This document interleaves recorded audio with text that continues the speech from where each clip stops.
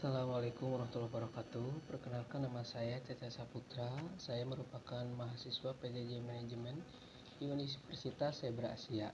Saat ini saya akan mempresentasikan terkait konten marketing, yaitu dari sumbernya saya ambil di sini dari CNN Indonesia ya. Terkait UMKM di Gorontalo yang sukses tembus pasar global. Ini digunakan atau presentasi ini sebagai ujian akhir semester mata kuliah digital marketing di Universitas Saber Asia. Yang pertama, kalau kita melihat dari CNN Indonesia, ini ada Tiar Handicraft. Apa ini?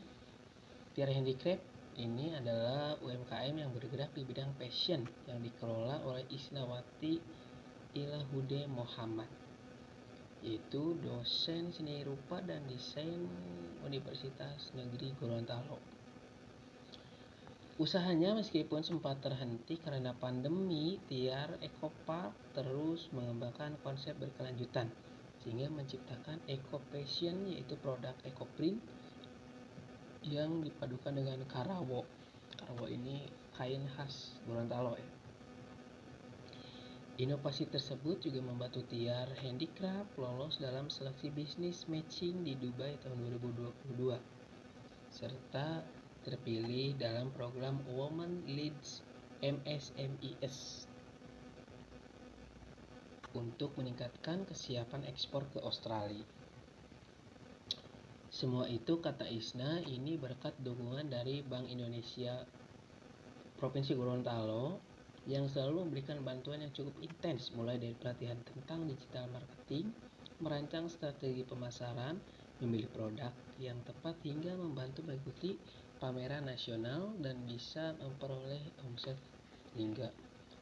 puluhan hingga ratusan juta ya kalau kita lihat di artikelnya.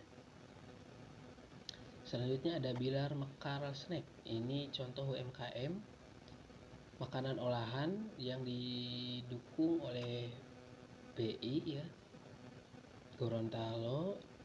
Ini makanan dari ikan tuna sebagai potensi lokal Gorontalo seperti panada tore, abon ikan, dan sambal sagela produknya ya. Bilal Mekar Snack ini memulai usahanya di tahun 2008. Diawali dengan berjualan kue cucur nih teman-teman, tapi akhirnya belum tikar.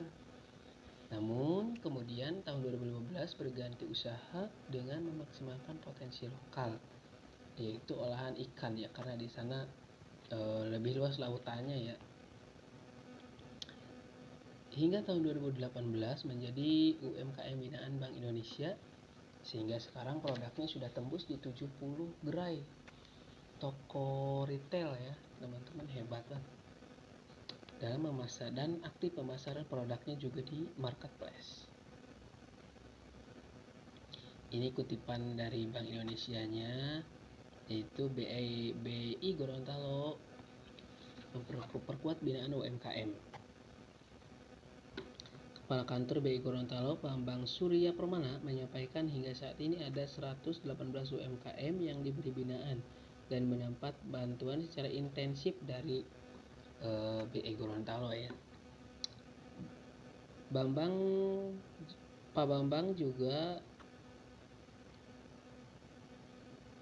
berkata bahwa kami memfokuskan kualitas dan pencapaian sehingga mereka nanti bisa menjadi contoh dan benchmarking bagi UMKM lain di Gorontalo.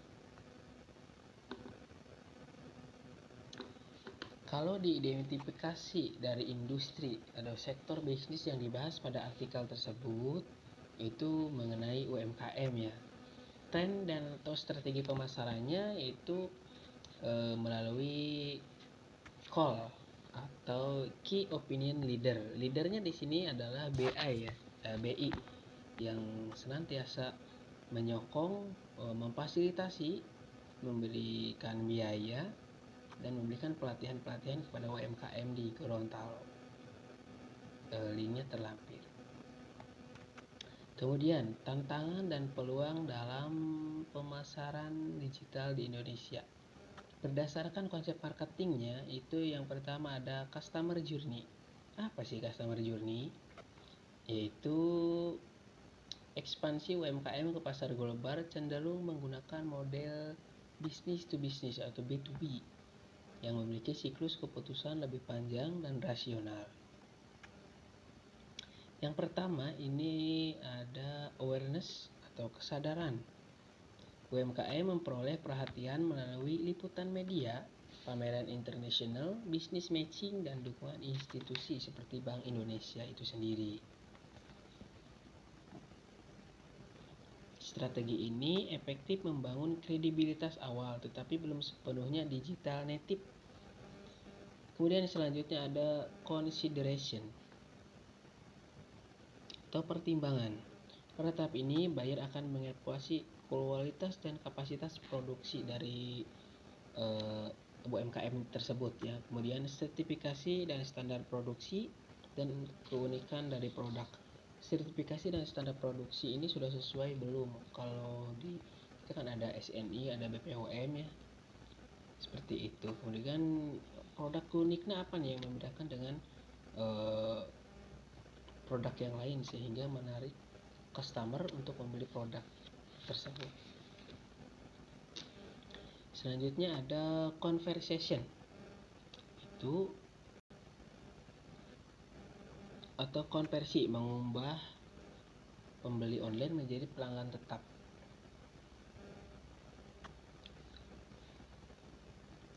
Konversi ini melalui kontrak pembelian, purchase order, dan kesepakatan jangka panjang. Ini konversi kemungkinan besar masih berbasis relasi langsung atau offline ya teman-teman, bisa melalui meeting, belum sepenuhnya terdigitalisasi dengan CRM. Yang selanjutnya ada retention advocacy. Ya, ini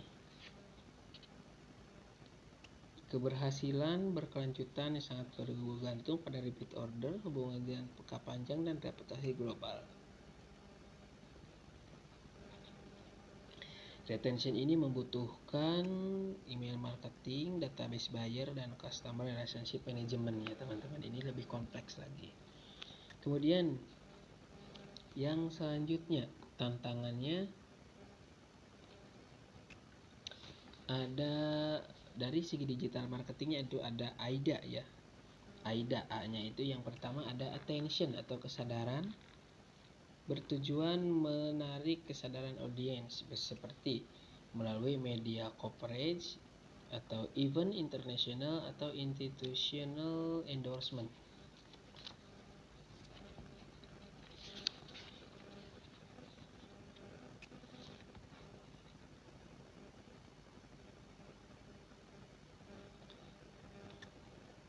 Selanjutnya ada interest atau ketertarikan. Storytelling budaya lokal ini bisa menjadi salah satu daya tarik produk itu ya untuk menarik calon customer. Kemudian ada keunikan produk khas daerah tersendiri.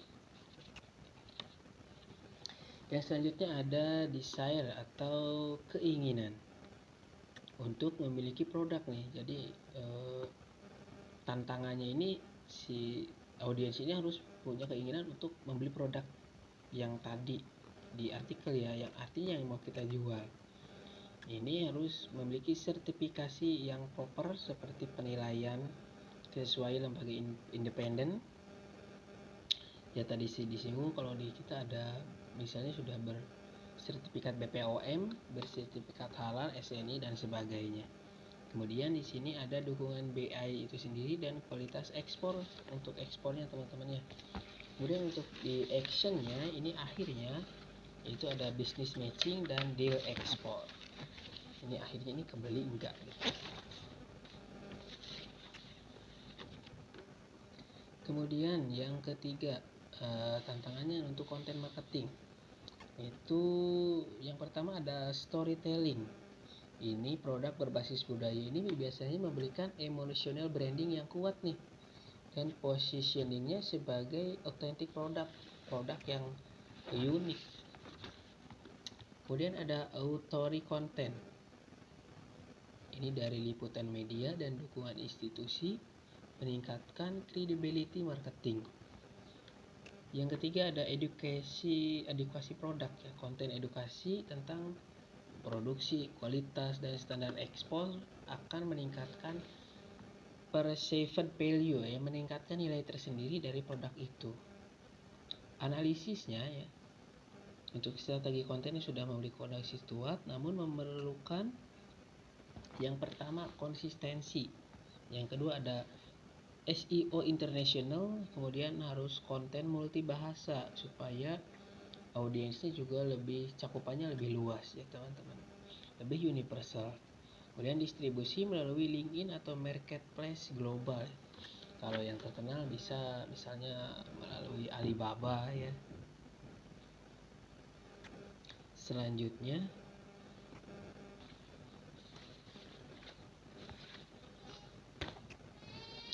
ada analisis data dan performance marketing. Digital marketing modern menurut data driven decision making. Yang pertama ada ideal matrix. Ada global website traffic, itu jumlah pengunjung atau pengguna dari seluruh dunia yang mengakses suatu web dalam jangka waktu tertentu, ini untuk mengukur kepopuleran produk ya. Kemudian ada inquiry rate internasional, merujuk pada permintaan harga untuk pengiriman barang. Kemudian ada conversation rate pameran atau kontrak, mengukur presentasi prospek leads yang didapat selama pameran berhasil diubah menjadi kontrak final. Jadi ini data prospeknya yang potensial membeli produk kita itu berhasil dirubah enggak, itu berhasil pada beli enggak nih untuk di tingkat conversation ini.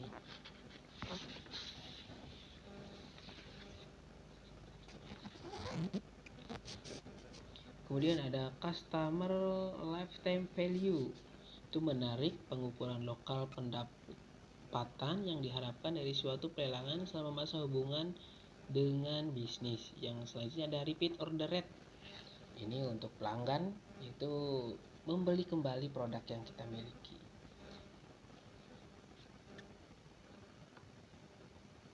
Selanjutnya tantangan digital marketing di Indonesia.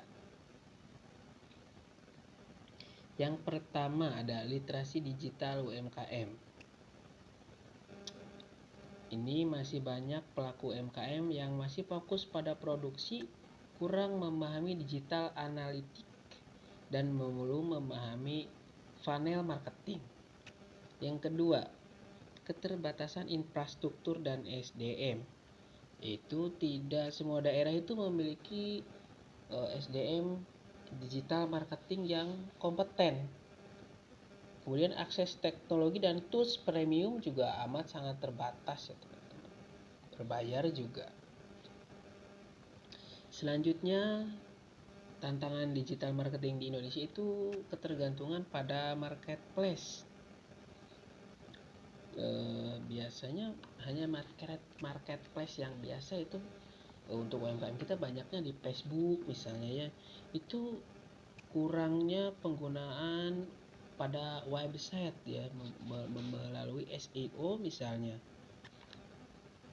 Kemudian database customernya juga kurang relevan.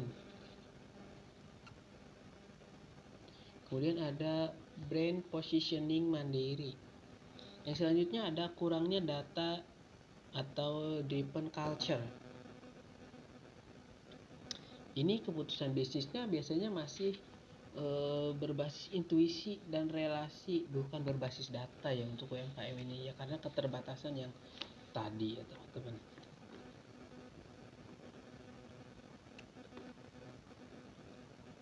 Selanjutnya peluang digital marketing di Indonesia. Yang pertama, pertumbuhan ekonomi digital. Indonesia merupakan salah satu pasar digital terbesar di Asia Tenggara ya saat ini. Yang kedua adalah penetrasi internet dan media sosial yang tinggi.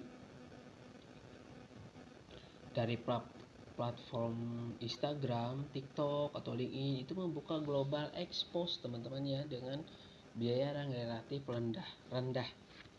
Jadi kita bisa mengekspos atau mengupload, mengiklankan secara tidak langsung melalui Instagram, TikTok. Itu kan biayanya murah ya teman-teman.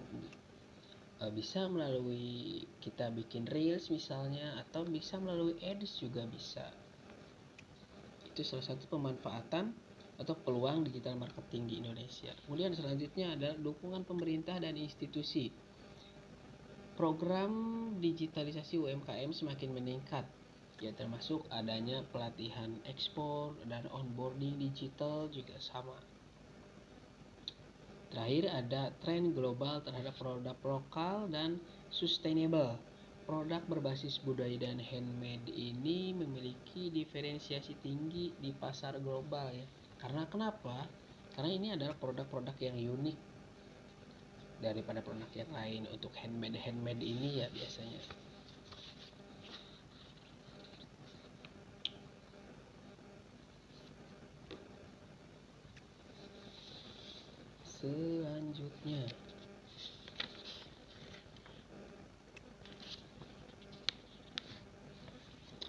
Selanjutnya adalah dampak tren digital marketing terhadap bisnis, konsumen, dan masyarakat.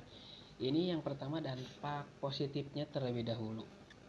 Dampak positifnya untuk bisnis yaitu jangkauan pasar yang lebih luas.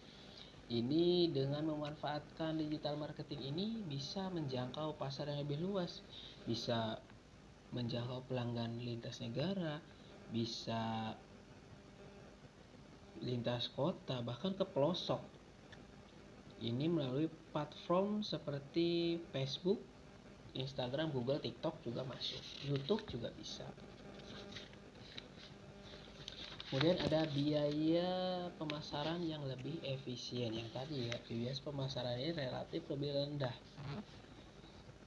dibandingkan iklan TV atau cetak. Iklan digital ini terjangkau dan bisa disesuaikan dengan anggaran yang kita miliki. Contohnya kalau kita mau beriklan di Instagram ya, menggunakan ads IG, itu kita bisa sesuaikan budget kita yang punya itu berapa dengan jangkauan yang sudah ditentukan. Misalnya untuk budget sekian ratus ribu, jangkauannya beberapa kilometer saja, seperti itu. Dan pengunjung konten kitanya ada berapa gitu. Itu sudah ada ketentuannya. Kemudian untuk targeting, lebih tepat sasaran nih, targeting pasarnya ya. Karena data analitik memungkinkan bisnis menargetkan audiens berdasarkan usia, lokasi, minat, hingga perilaku. Seperti tadi ya di ads IG itu biasanya ada rate usianya ya, usia berapa nih yang mau kita sasarnya nih gitu. Jadi lebih tepat sasaran gitu. Misalnya untuk produk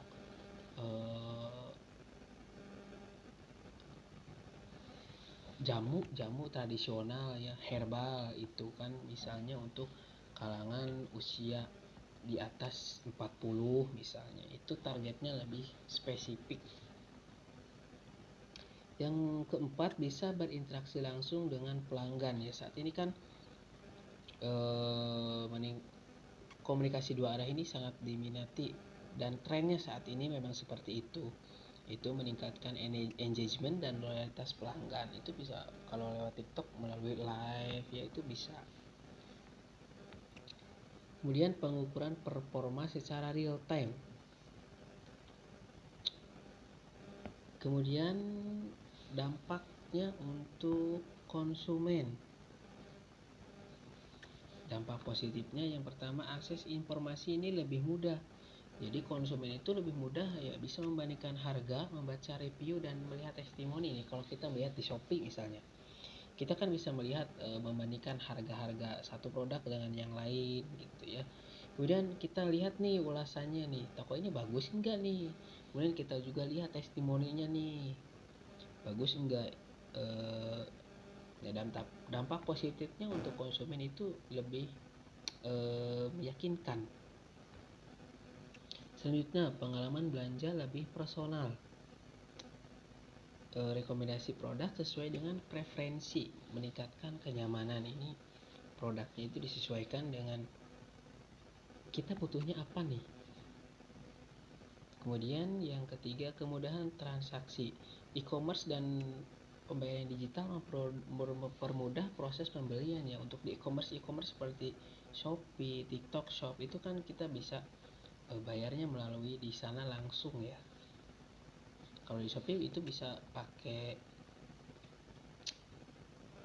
Shopee Pay misalnya, atau bisa juga ditransfer dari bank yang lain.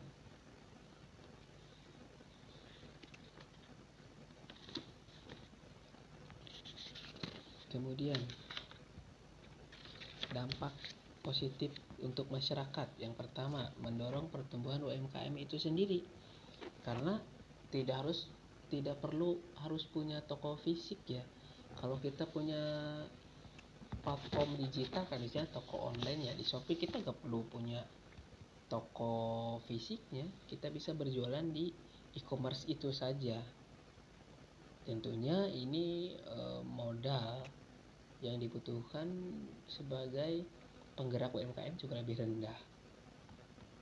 Kemudian menciptakan lapangan kerja baru. Ini seperti digital marketer ya, content creator dan sosial media spesialis semakin dibutuhkan nih. Ya, untuk yang memiliki skill-skill tersebut pasti kan dibutuhkan seiring majunya teknologi di bidang marketing ya. Yang ketiga, percepatan transformasi digital.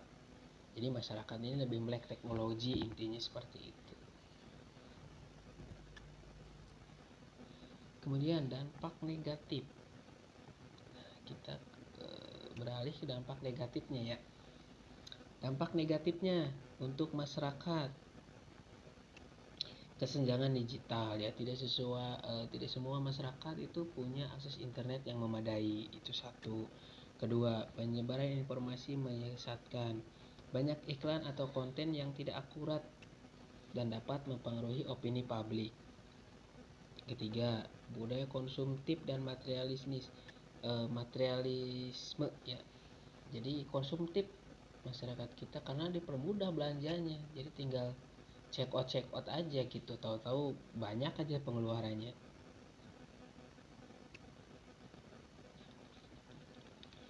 Kemudian untuk dampak negatif bagi konsumen, overload informasi. Yang pertama, itu terlalu banyak iklan yang menimbulkan kebingungan. Isu privasi data, misalnya pengumpulan data pribadi menimbulkan kekhawatiran keamanan. Yang selanjutnya ada perilaku konsumtif yang tadi ya, menyebabkan hobi belanja orang-orang jadinya.